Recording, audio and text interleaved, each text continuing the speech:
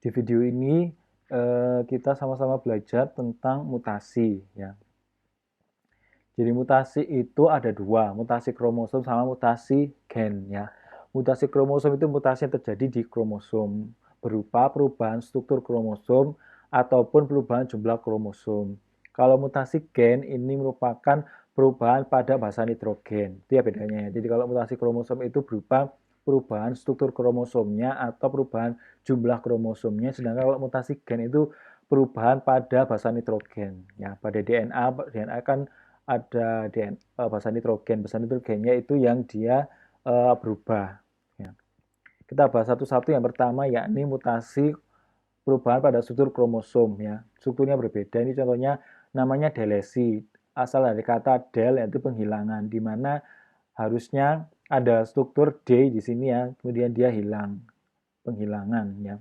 Ini kromosom kan, ini ada sentromer, ini ada lengan panjang, ini ada lengan pendek, ini kromatid itu yang ini delesi, kemudian ada duplikasi, penggandaan. Jadi harusnya BC-nya cuma satu-satu ya, gini ada duplikasi penambahan pada kromatid untai yang lengan panjang. BC-nya ada dua duplikasi. Ini sudah termasuk mutasi kromosom. Kemudian ada inversi. Inversi itu segmen pada kromosomnya ini dia berubah urutannya ya. Ini misalnya ada penambahan. Maaf. Ini harusnya kan BCD, ini berubah jadi inversi DC BE DCB, jadi urutannya berubah. Kemudian ada translokasi resiprok, jadi ini melibatkan kromosom ya. Kalau ini kan kromatid ya. Di lengan panjang ini melibatkan satu kromosom, di mana ada lengan panjang sama lengan pendek ini berubah ya. Ada perubahan lokasi, harusnya AB di lengan panjang yang kromosom satunya, kemudian yang kromosom selanjutnya harusnya MNO. Di sini berubah, MNO-nya berada di lengan panjang di kromosom yang di sisi satu, kemudian di kromosom sisi lainnya ini ada AB. Ini kan nggak urut. Ini namanya translokasi resiprok. Jadi kan dikatakan kalau mutasi ada perubahan struktur sama perubahan kromosom. Kalau perubahan jumlah kromosom ini ada empat ya, ada empat nama. Yang pertama euploid, yaitu variasi dalam sejumlah sel dasar kromosom atau genom. Kemudian ada autopolyploid, kelipatan jumlah kromosom yang berasal dari genom spesies yang sama. Kemudian ada alloploid, kelipatan jumlah kromosom yang berasal dari genom spesies yang berbeda. Kemudian ada aneuploid, variasi jumlah kromosom yang disebabkan oleh adanya pengurangan atau penambahan satu atau sejumlah kecil kromosom akibat gagal berpisah gitu ya. Jadi euploid itu variasi sejumlah set dasar ya. Kalau autopolyploid ya jumlahnya dia berasal dari genom spesies yang sama. Kalau yang alloploid dia kelipatan jumlah kromosom tapi spesiesnya berbeda. Kalau aneuploid variasi jumlah kromosom yang dibantu oleh adanya pengurangan atau penambahan satu atau jumlah kromosom akibat gagal berpisah gitu ya. Ini gambarannya seperti ini. Ini pada aneuploid tadi. Aneuploid kan ini ya variasi jumlah kromosom yang diakibatkan oleh adanya pengurangan atau penambahan ya di sini. Jadi bisa dilihat ini gagal berpisah ya, kromosomnya harusnya kan ini berpisah, ini gagal berpisah. Akibatnya ini ada penambahan, harusnya kan ini cuma dua, satunya kan harus di sini ada penambahan atau pengurangan jumlah kromosom. Nah, ini juga dia gagal berpisah di meiosis 2. Ya harusnya kan ini jumlahnya sama, ini berbeda. Ini kelainan disebabkan oleh perubahan kromosom yang ada beberapa penyakit namanya sindrom Down. Jadi trisomi 21 sehingga memiliki 47 kromosom ya. Jadi ada 3 kromosom ini totalnya menjadi 47. Normalnya manusia akan memiliki 46 kromosom, maaf. Jadi ada penambahan pada nomor 21 itu menjadi 47 kromosom. Kemudian ada sindrom Klinefelter, tambahan kromosom X pada laki-laki menghasilkan XX. Harusnya kan laki-laki cuma 2 kromosom X sama Y. Kemudian ini ada penambahan jumlah kromosom X. Kemudian ada sindrom Turner, monosomi X pada anak perempuan menghasilkan X0. Harusnya perempuan kan XX ya. Ini ada monosomi cuma X saja, sedangkan 0 ini tidak ada gennya. Kemudian ada kromosom ekstra Y, ada penambahan Y ini pada laki-laki. trisomi X ini pada wanita, jadi X-nya ada penambahan. Kemudian ada sindrom Cri-du-Chat, ini delesi kromosom nomor 5. Ini kalau ini dia struktur kromosom ya. Kalau ini dia penambahan jumlah kromosom ya, perubahan dari jumlah kromosom benar ya. Kalau ini perubahan pada strukturnya ada delesi. Jadi gambarnya seperti ini sindrom Down ya. Dia ada kelipatan tadi di nomor 21. Harusnya kan cuma 22. Ini pada nomor 21 ini ada 3 kromosom. Jadi totalnya ada 47. Namanya manusia kan ada 46. Di mana anak penderita sindrom Down ini wajahnya hampir mirip semua ya. Ini kurva pertumbuhan antara umur ibu sewaktu melahirkan dengan dilahirkan oleh anak sindrom. Kemudian sindrom Cri-du-Chat tadi ya ada delesi. Jadi bayi laki dengan sindrom Cri-du-Chat yang A, kemudian B anak laki yang sama setelah berumur 4 tahun.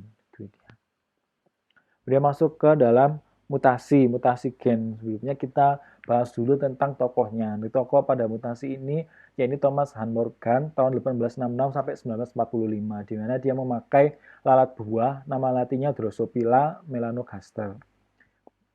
Dia menyatakan bahwa kromosom Y tidak membawa gen apapun. Pada jantan, gen apapun yang ada di kromosom X meskipun dominan atau resesif akan diekspresikan. Gitu ya. Jadi pada laki-laki kan ada 2 kromosom X sama Y. Di Y ini tidak ada gennya. Jadi pada induknya yang membawa suatu gen maupun itu resesif itu akan ditularkan ke anak laki-lakinya. Jadi kebanyakan beberapa penyakit yang disebabkan oleh kelainan genetika itu pasti diderita kebanyakan oleh laki-laki. Ya, walaupun dia resesif pada anak perempuan, kalau dia tidak dominan induknya gennya itu tidak akan diturunkan ke anaknya, kecuali dominan ya. Kalau resesif dia tidak diturunkan ke anak perempuan, tapi biasanya walaupun dia resesif artinya tidak dominan itu akan diturunkan ke anak laki-laki. Kemudian tokoh yang kedua ini Hermann Joseph Müller tahun 1920. Dia juga memakai lalat buah ya yang sama yang di sini oleh sinar X. Ternyata mengalami mutasi. Jadi dia menyatakan pendapat bahwa mutasi yang terjadi pada sel tubuh atau somatik tidak akan membawa perubahan pada keturunannya. Sedangkan mutasi yang terjadi pada sel gamet kebanyakan mati atau letal sebelum dilahirkan oleh sebelum dewasa. Jadi sel kita kan ada sel somatik sama sel gonosom, sel kelamin. Jadi kalau ada mutasi di sel somatik, sel tubuh seperti sel epitel, kanker kulit dan sebagainya itu tidak akan ditularkan ke anaknya. Kecuali kalau mutasi ini terjadi dari sel gonosom. Sel gonosom itu apa? Itu sperma sama sel ovum. Kalau jadi mutasi di situ, itu akan diturunkan ke anaknya. Itu ya. Dibanyakan dia mati atau letal atau sebelum dilahirkan atau sebelum dewasa. Jadi kan tadi dibahas dia memakai Drosophila melanogaster. Jadi apa sih keunggulan dari Drosophila melanogaster gitu ya? Lalat buah. Jadi ini bisa dibedakan antara laki-laki sama jantan. Itu jantan dia abdomen di sini garisnya cuma 2 ya. Kalau pada perempuan dia ini garisnya di bagian ini abdomen dia ada 4. Ini bisa dapat dibedakan antara laki-laki sama perempuan. Keunggulannya dia mudah dipelihara, jadi cuma dikasih buah maupun buah busuk dia akan tumbuh cepat di situ.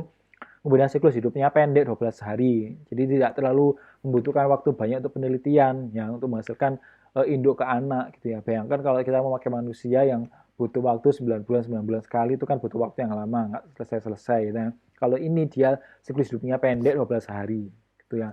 Kemudian jumlahnya melipat dan mudah didapat. Jadi sekali dia mengeluarkan anak itu jumlahnya sangat banyak melimpah. Jadi lebih mudah untuk kita melakukan suatu penelitian tentang genetika. Keturunan didapat dalam jumlah besar, kemudian jumlah kromosom relatif sedikit, 4 kromosom dan memiliki giant kromosom. Jadi juga kromosomnya ini sedikit ya. Kalau sedikit kita lebih mudah untuk memantaunya kan gitu. Bayangkan kalau kromosomnya ada 26 atau 46 itu kan kita cuma satu individu 46 kromosom kan lebih lama. Kalau ini dia satu individu cuma ada 4 kromosom dan dia ukurannya besar, jadi lebih mudah untuk kita teliti. Kemudian perbedaan sifat keturunan di induknya dapat dikenali dengan mudah. Kita masuk ke mutasi pada DNA. Tadi kan ada bahas tentang mutasi kromosom, di sini mutasi pada DNA. Mutasi pada DNA itu mutasi pada sekuens basa DNA. Ya. Saya lagi di garis bawah, jadi dia di basa nitrogennya. Perubahan pada sekuens bahasa DNA akan menyebabkan perubahan pada protein yang dikode oleh gen. Jadi kalau DNA-nya berubah, gennya akan berubah. Mutasi ini dapat menguntungkan atau merugikan bagi sel. Macamnya ada silent mutation, point mutation, from shift mutation, mutasi spontan, dan mutasi suppressor. Kita bahas yang pertama, ini silent mutasi. Silent mutasi atau namanya mutasi tidak nyata atau mutasi netral merupakan perubahan sekuens bahasa yang tidak menyebabkan perubahan aktivitas pada produk yang dikode oleh gen. Jadi dia mengalami mutasi tapi tidak menyebabkan perubahan pada protein yang dikode gitu ya. Biasanya disebabkan karena satu protein ini dikode oleh beberapa bahasa asal nukleat, dia lebih dari satu. Ini biasanya muncul akibat satu nukleotida diganti oleh nukleotida lain, terutama lokasi bahasa ketiga. Jadi triplet itu kan kodon itu kan triplet nukleotida biasanya di bagian akhir. Ini sebagai contoh, misalnya ini ya AUG, ini yang digarisbawahi AAC, ini kan diterjemahkan menjadi UG.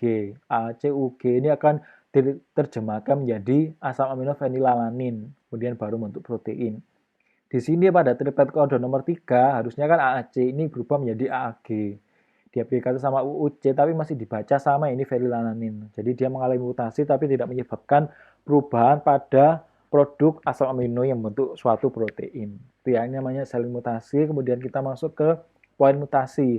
Poin mutasi atau namanya mutasi titik merupakan mutasi yang melibatkan penggantian satu pasang basa. Substitusi basa di mana satu basa pada titik sekuens DNA diganti dengan basa yang berbeda. Kalau pada silent itu kan pada triplet kodon nomor 3. Ini dia acak. Misalnya A, harusnya A ini G, ini berubah adenin berubah menjadi timin. Sehingga timin berikatan sama sitosin ini sudah mengalami perubahan. Jadi kebanyakan mutasi ini terjadi pada adenin sama timin ya karena ikatan hidrogennya kan cuma 2. Beda sama guanin sama sitosin memiliki ikatan hidrogen 3. Mutasi titik ini dapat menyebabkan protein terbentuk abnormal, namanya missense mutation atau terbentuk codon stop. Ya, mutasi titik itu ada 2 macam, missense sama nonsense. Mis itu artinya kan salah, jadi dia menyebabkan salah baca. Terbentuk protein yang abnormal. Dia terbentuk protein tapi abnormal. Kemudian ada namanya nonsense. Jadi dia tidak terbentuk protein. Kenapa? Karena dia terbentuk codon stop. Codon stop itu apa kan sudah dijelaskan di video sebelumnya. Ada 3 codon stop, AUG, UAA, UAG, sama UGA gitu ya. Ini contoh pada nonsen.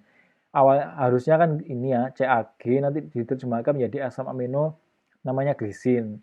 Kumpulan glisin ini akan bentuk suatu protein. Di sini ada perubahan. Sitosin menjadi timin. Ya, ini kan sitosin. Timin menyebabkan diterjemahkan menjadi UAG ya. UAG ini kan codon stop, jadi dia berhenti. Di sini tidak terbentuk proteinnya pada nonsen. Beda sama missense. Missense ini dia terbentuk protein tapi abnormal. Ini contohnya ini CAT diterjemahkan menjadi histidin, asam aminonya kemudian dia membentuk suatu protein kan gitu. Di sini adenin berubah menjadi sitosin, dibacanya berbeda, harusnya histidin menjadi prolin. Di sini sampai terbentuk protein tapi proteinnya abnormal. Contohnya pada missense mutation ya. Jadi kromosomnya ini kromosom mengalami mutasi ya. Mutasinya pada protein hemoglobin nomor 147. Jadi protein hemoglobin itu terdiri dari 147 asam amino. Di sini terjadi miss atau salah baca pada asam amino nomor 6 di mana adenin berubah menjadi timin. Harusnya asam aminonya glutamat menjadi valin. Ini namanya anemia sel sabit. Jadi normalnya sel darah merah kan bentuknya seperti ini ya. Kompak, konkav kan gitu. Di sini dia bentuknya seperti sel sabit. Yang di sel sabit ini menyebabkan si pasien atau penderita itu kekurangan oksigen, anemia kan gitu. Karena anemia sel sabit ini tidak bisa mengedarkan darah yang membawa oksigen ke seluruh tubuh, terutama di pembuluh darah yang kecil, kapiler. Kan pembuluh darah ada vena, kemudian ada arteri sama kapiler yang kecil. Kalau kapiler dia tidak bisa mengedarkan gitu. Jadi penderitanya mengalami anemia, pucat dan sebagainya. Kemudian masuk ke frame shift mutation. dapat berupa delesi atau insersi, kerangka sandi, salah baca. Contohnya penyakit Huntington, penyakit sel saraf yang disebabkan oleh ada penyisipan basa tamar pada DNA. Jadi frames ini ada delesi atau insersi ya. Bisa penghilangan atau pemasukan. Kemudian masuk ke mutasi spontan, mutasi penggantian substitusi dan mutasi frekuensi pada dapat terjadi secara spontan. Jadi dia berubah dengan sendirinya tanpa adanya bahan kimia maupun radiasi. Kemudian ada mutasi supresor, mutasi yang menyediakan mutasi yang terjadi sebelumnya sehingga menjadi normal kembali. Jadi awalnya dia mengalami mutasi, kemudian dia bisa normal kembali dengan sendirinya. Disebut juga mutasi balik dan menghasilkan revertan. Pada mikroorganisme, mutasi erat kaitannya dengan resistensi dan perubahan patogenesis. Jadi disebutkan di awal kalau mutasi itu bisa menguntungkan atau merugikan. Kalau beberapa bakteri itu bisa menguntungkan, di mana dia resisten terhadap antibiotik. Harusnya kan bakteri mati terhadap antibiotik. Karena mengalami mutasi, dia menjadi resisten terhadap antibiotik. Jadi dia tidak mati karena antibiotik dan bahan kimia. Kemudian perubahan lain, keuntungan lain itu patogenitas. Jadi patogen ini disebabkan oleh suatu toksin yang mengandung protein gitu ya. Jadi kalau berubah ini dia menguntungkan ke bakteri, jadi bakterinya tidak gampang mati. Kemudian berapa mutasi disebabkan oleh bahan mutagenik, terdiri dari 3 jenis, yakni fisik, kimia, sama biologis. Fisik itu sinar X, sinar gamma, sinar UV. Kimia ini asam nitrat, benzopiren, aflatoksin, pewarna akridin. Kalau biologis ini pada virus. Kita bahas yang pertama fisika ya. Fisika itu sinar UV ya. Sinar UV, sinar X, sinar gamma ini dia membentuk timin dimer. Jadi di DNA itu kan ada timin-timin. Kalau timin-timin berikatan, kemudian ada sinar UV akan membentuk timin dimer. Timin dimer ini akan menyebabkan mutasi itu ya. Pada bakteri dapat menyebabkan kematian pada UV ya. Beberapa seperti di laminar airflow kan pakai UV, di mana nanti akan bakteri yang ada timin-timin berdekatan dia akan mati itu ya. Kemudian pada bahan kimia, contohnya pada asam nitrat, menyebabkan adenin, timin, harusnya menyebabkan adenin ini tidak tidak menyebabkan adenin tidak berikatan lagi sama timin ini maksudnya, sehingga adenin berikatan sama sitosin. Kenapa? Karena asam nitrat atau HNO3 ini bekerja dengan menghapus atau menghilangkan gugus amino, ya, di mana sitosin akan berubah menjadi urasil dan adenin membentuk hiposantin. Hiposantin memiliki ikatan hidrogen sama dengan guanin, sehingga menyebabkan adenin yang berubah menjadi hiposantin strukturnya mirip sama guanin. Jadi kalau guanin G dia berikatan sama sitosin gitu ya. Sitosin akan berikatan sama urasil. Sitosin menjadi urasil dan akan berikatan sama adenin gitu ya. Harusnya sitosin akan berikatan sama guanin. Di sini dia sitosinnya berubah menjadi urasil sehingga berikatan sama adenin. Ini gambarannya seperti ini. Jadi ini ada sitosin, ini ada gugus amina, ini ada asam nitrat HNO2, dia menghapus gugus amina di sini sehingga menyebabkan sitosin berubah menjadi urasil. Jadi urasil ini berikatan sama adenin. Ya, timin urasil kan mirip sama timin ya. Timin berikatan sama adenin kan gitu. Contohnya ini juga pada adenin ya.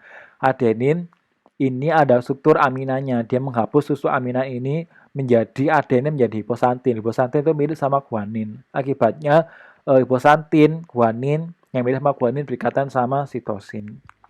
Kemudian ini penambahan tadi, jadi ada beberapa asam amino yang dikode oleh lebih dari satu gen. Sekian untuk sintesis protein. Semoga bermanfaat. Selamat belajar.